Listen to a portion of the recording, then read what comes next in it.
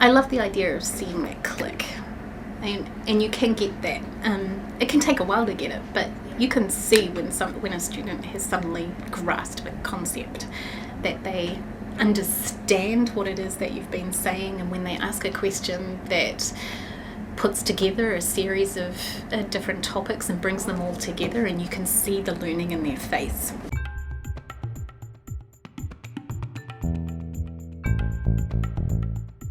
Based on my accent, I think you can tell that I am not from America. I'm from New Zealand, and I did my Ph.D. and my postdoctoral work both in New Zealand. I was about a year into my postdoc when I decided that I should probably start practicing job interviews. So I saw the job at John Jay, which had an amazing international reputation. It had reached all the way out to New Zealand for my area in psychology. So I thought it would be fun to come and interview at New York, and I just got the job. I also love it when they're just interested. They're interested in psychology. That's my role. My role is to teach the next generation of psychological scientists. Like, one of those students that's in my classroom could be the person to discover the next big thing in psychology. And I remember that moment myself. Like, the way I teach, my entire approach to teaching is because of a teacher, my mentor, my PhD mentor, who I had in a third year classroom. I didn't want to be a psychologist. I wanted to be a journalist. I didn't want to do a PhD. I didn't want to do anything. But that person, that professor who was able to stand up in front of a large group of people and capture my attention, I remember that moment myself, and I think I'm constantly looking to get that in some of the students in my classroom. I think I have a couple of points to say about teaching at John Jay, and the first is that I might be a little bit unusual as far as the fear of tenure experience goes. I was never somebody who was afraid of trying anything new. I was never afraid of teaching evaluations.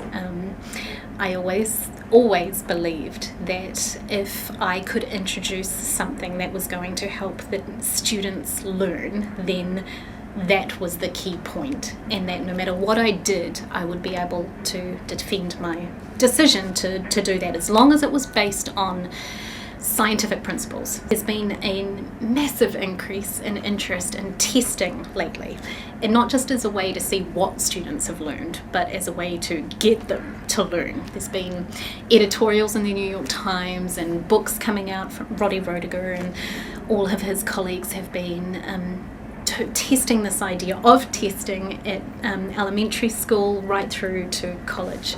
So I introduced it into my classroom, and the students hated it.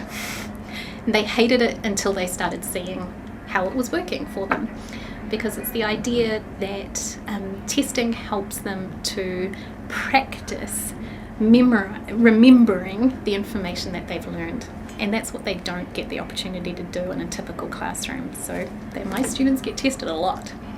My role as an educator is both simple and complex.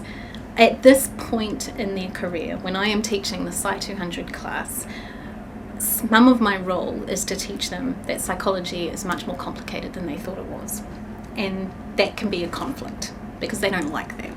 They don't like that psychology can be about the brain. So it can be, that part can be a challenge.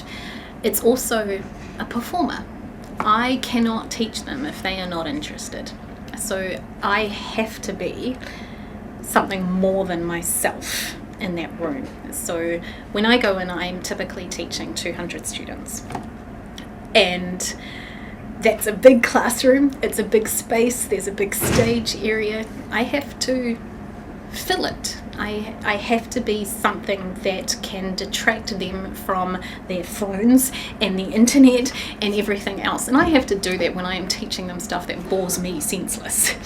So I have to be entertaining, which means that sometimes I have to be on even when I don't want to be. And I think that was a critical moment for me in my teaching development.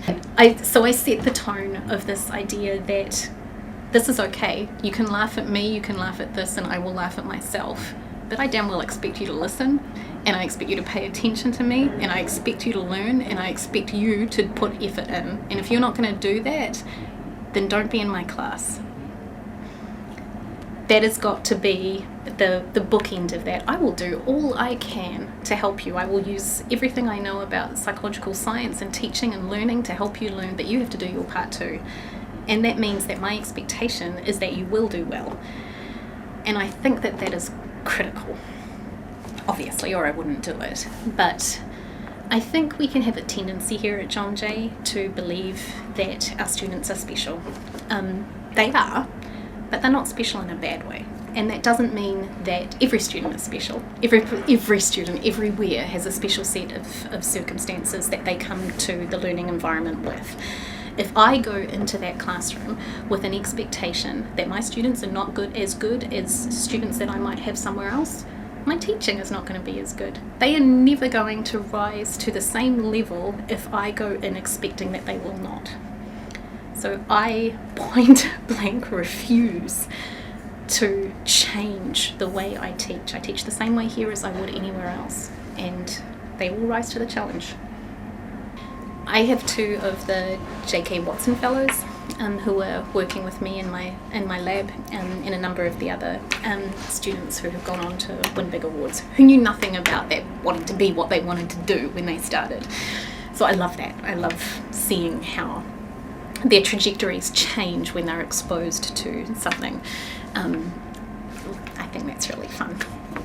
But one of my students who started working with me during the second semester of her freshman year is now working on a project that could have major implications for the way we examine people with post-traumatic stress disorder, or how we approach the treatment in this situation. And it was her idea. That's what's really fun about this. So one of my major research altogether my research is interested in memory distortion, how it is that we come to remember things that never actually happened, in particular tied to traumatic memory distortion. So how we come to remember traumatic events, and how that might actually predict whether or not we develop post-traumatic stress disorder. And this student, who was shy and didn't know what she wanted to do and would barely contribute in class, started working with me in my lab. She worked with my Ph.D. students on a series of different projects. She was one of our major RAs, putting in hour after hour after hour with community members.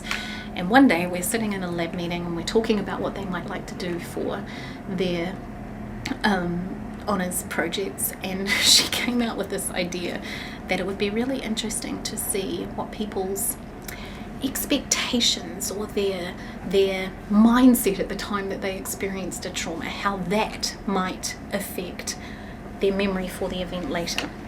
And that is a really interesting question. It's a question that I've been talking about with my colleagues. I've never spoken to her about it. And she came up with this great design that has the potential to be an incredible publication. And if she can get the data all in, and she's well on her way to doing it, she should be able to land herself an impressive doctoral program. I like that.